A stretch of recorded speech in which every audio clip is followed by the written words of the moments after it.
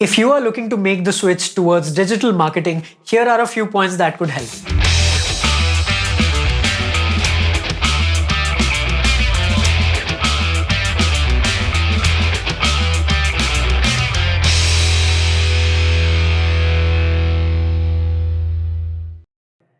Point number one, figure out your subdomain. There are a lot of things under digital marketing which are very different than one another. So, social media is different, paid marketing is different, there's Google, there's programmatic, and a lot more. It is important for you to figure out what are your core strengths, what are your capabilities, and match them with each of these.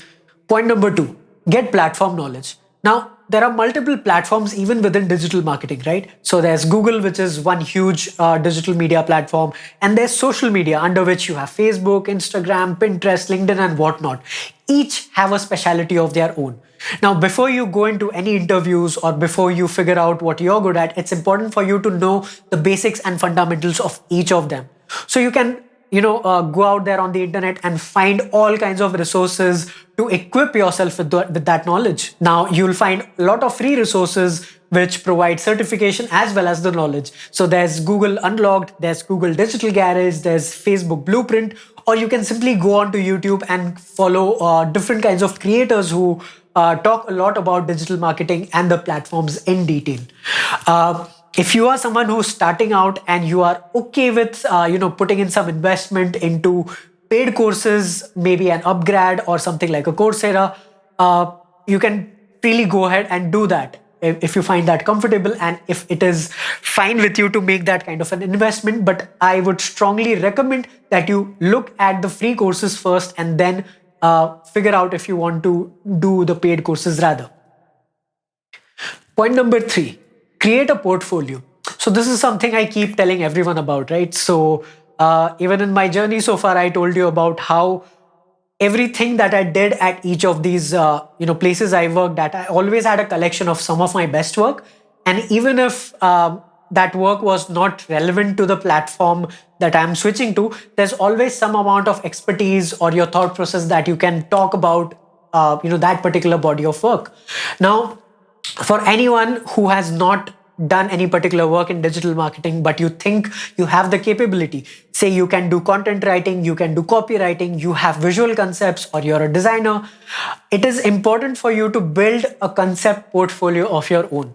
Because as someone who's constantly interviewing a lot of young people, for our agency, I can assure you this, your work will speak louder than your resume.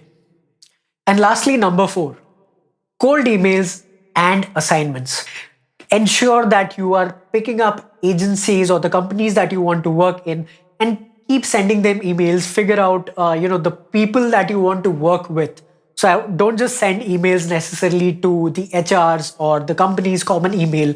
Try and network with people, find out, write to people on LinkedIn who might be the creative heads, could be the client servicing business heads of agencies, and write to them about, yourself. Create an interesting email. Cold emailing, I think it's a topic to be covered altogether in a whole different video. But just to give you context, it is a powerful tool. And it is important for you to get your message through to the right person. And that's where cold emails are important. And why I say assignments is because it is important for people to see that work. A lot of times you might not even get an interview opportunity. So when you are on a call with that HR person who's probably telling you that, hey, you don't have the relevant experience, you have to ensure two things. Request, say that, okay, just give me a chance for an interview. If the person doesn't feel I'm right for it, then pretty much, let that be.